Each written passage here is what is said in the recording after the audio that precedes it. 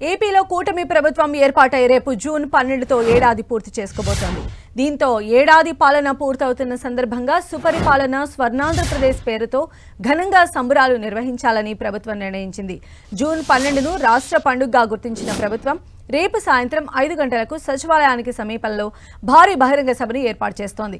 ఈ కార్యక్రమంలో governor Abdul Nazir, CM చంద్రబాబుతో పాటు రాష్ట్ర మంత్రులు, ఎమ్మెల్యేలు, ఎమ్మెల్సీలు, ఎంపీలు, కేంద్ర మంత్రులు, ఇతర ప్రజా ప్రతినిధులు, పార్టీల అధ్యక్షులు, కీలక నేతలు హాజరు కానున్నారు. ఏడాది పాలనలో సాధించిన విజయాలు, చేపట్టిన కార్యక్రమాలు, భవిష్యత్ విజన్ వంటి అంశాలపై వివిధ శాఖలు ప్రెజెంటేషన్లు ఇచ్చేందుకు ప్రభుత్వం సిద్ధమవుతోంది. దీంతో పాటు ప్రభుత్వం తమ విజన్ను వివరించనుంది. మరిన్ని అప్డేట్స్ మా ప్రతినిధి విజయ్ చంద్రన్ అందిస్తారు. విజయ్ చంద్రన్,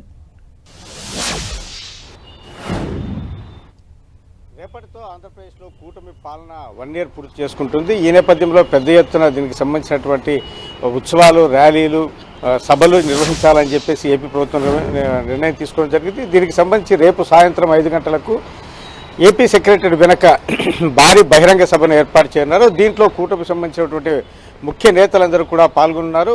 మంత్రులు, ఎమ్మెల్యేలు, ఎమ్మెల్సీలు, అధికారులతో పాటు గవర్నర్ కూడా సమావేశంలో పాల్గొనే అవకాశం ఉంది. దీంట్లో ముఖ్యమంత్రి చంద్రబాబు నాయుడు, ఉప ముఖ్యమంత్రి పవన్ కళ్యాణ్, మంత్రి నారా లోకేష్ చేయబోయేటువంటి ప్రసంగాలు అయితే కనుక కీలకంగా ఉన్నాయని చెప్పొచ్చు. ఈ సభను విజయవంతం చేయడం ద్వారా ఏదైతే వైసీపీ వెన్నుపోటు దినాన్ని ఏదైతే నిర్వహించి పెద్ద ఎత్తున చేయడం జరిగిందో దానికి కౌంటర్గా ఇవ్వాలని భావిస్తూ ఉన్నారు. అన్ని శాఖలకు సంబంధించి ప్రజెంటేషన్స్ కూడా ఇవ్వాలని చెప్పేసి చీఫ్ సెక్రటరీ ఆదేశాలు జారీ చేయడం జరిగింది. దీనికి సంబంధించి అన్ని శాఖలు ఏ శాఖ ఎటువంటి డెవలప్మెంట్ చేసింది, దానికి సంబంధించినటువంటి ఎటువంటి విధి విధానాలు రూపొందించడం జరిగింది, తద్వారా ఆ లబ్ధిదారులకు ఎంత మేలు జరిగింది, ఇప్పటి వరకు చేసిన కార్యక్రమాలేమి, తదుపరి చేయబోయే కార్యక్రమాలేమి, వీటన్నిటిని కూడాను ప్రజెంటేషన్స్ రూపంలో ఇవ్వనున్నారు. అంతేకాకుండా సూపర్ 6కి సంబంధించి, ఎందుకంటే ఈ కూటమి ప్రభుత్వాన్ని అధికారంలోనికి తీసుకొచ్చినటువంటి సూపర్ 6 ఏదైతే ఉందో ఆ పథకాలు ఇంత మేరకు ఇంప్లిమెంట్ చేయడం జరిగింది. మిగిలినవి ఏవైతే ఉన్నాయో, ఇప్పుడు తల్లికి వందనం అయితేనేమి, ఉచిత బస్సు, ఇతర పథకాలు ఏవైతే ఉన్నాయో వాటిని ఎప్పుడులోగా పూర్తి చేస్తామో వీటన్నిటి కూడాను చంద్రబాబు నాయుడు స్వయంగా దీనికి సంబంధించినటువంటి హామీలు ఇవ్వడంతో పాటు దీనికి సంబంధించినటువంటి కీలక ఉపన్యాసం చేయనున్నాడు.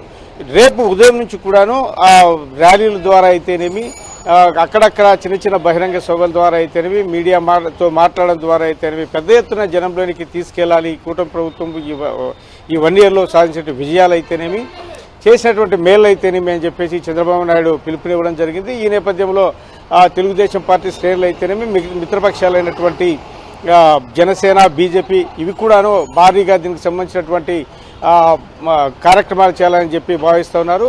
కొన్ని చోట్ల ఈ కూటమి నేతల మధ్య ఉన్నటువంటి లుకలుకలు ఏవైతే ఉన్నాయో వాటికి సంబంధించి కూడాను ఈ వేదికగా ఎటువంటి అరమరిక లేకోకుండా చేయాలని చెప్పేసి భావిస్తున్నారు. ఆయా నియోజకవర్గాలు అందరూ కూడాను ఐకమత్యంతో దీనికి సంబంధించినటువంటి కృషి చేయాల్సిన అవసరం ఉందని చెప్పేసి చెప్పడం జరుగుతూ ఉంది.